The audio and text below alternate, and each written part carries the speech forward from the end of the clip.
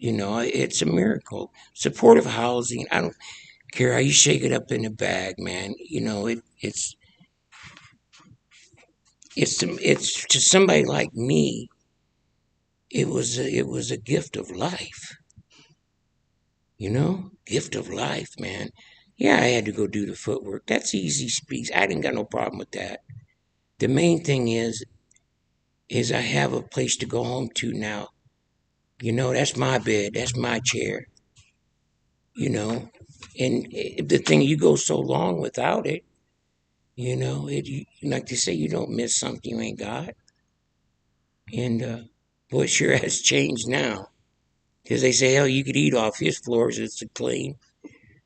But that's my home. It says right on the door, blessed is home. That's straight up. And uh, I know a lot of people that I've met that do supportive housing. They've turned their life around. Because I always wondered if it was possible to come back from being as bad as I was now that I'm sober. And I know it is because I've met them at SHPA conferences, and that's pretty neat stuff there, because it told me, yeah, you can. So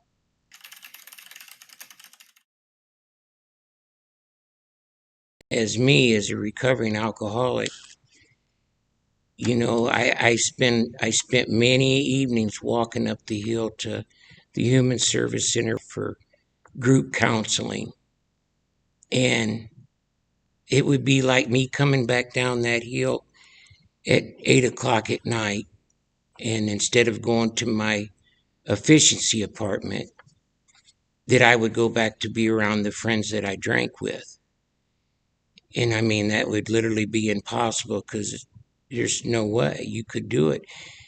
When I got back to my efficiency and it nice and clean and warm, and then I could think about what I was just taught. There's no doubt that's probably why I didn't get sober till after I moved into supportive housing. November 3rd, I set it down, and on November 13th of 2016, I enrolled in into group counseling for addiction, and I stayed there for 3.5 years. But I knew it was helping me.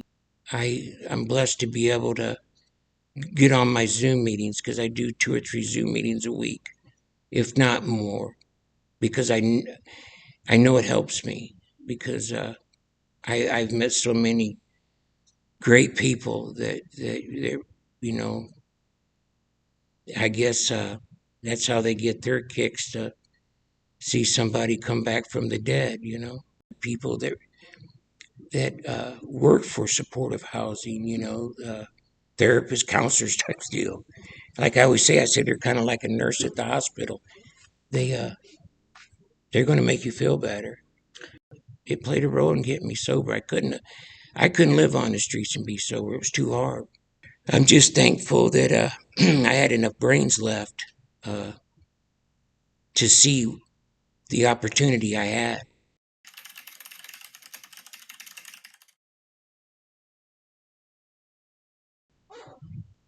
One of the things that's very important to me, the church every Saturday has a lunch and groceries. And for, a lot of us homeless always frequented there.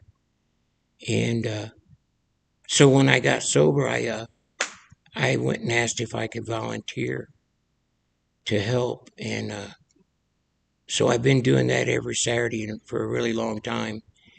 One of the men in charge over there, he's a pretty good role model. So one day we was talking, and he said, Mike, you know why the line gets backed up sometimes, don't you? And I said, yeah, you talking to people.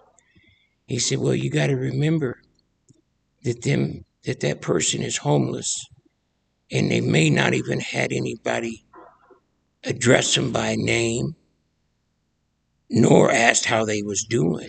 I said, that's why they brighten up, because the same thing in church. If you sober or not, you're welcome to come in and have lunch. I always think that that's one of the neatest things that I've ever been told, and is put a face to everybody, man. And just like me, I was in that same line, without a doubt. So I hope that somebody will say, hey, he did it. But it's there's so many people waiting to be housed, and like I said, I couldn't do it sober, so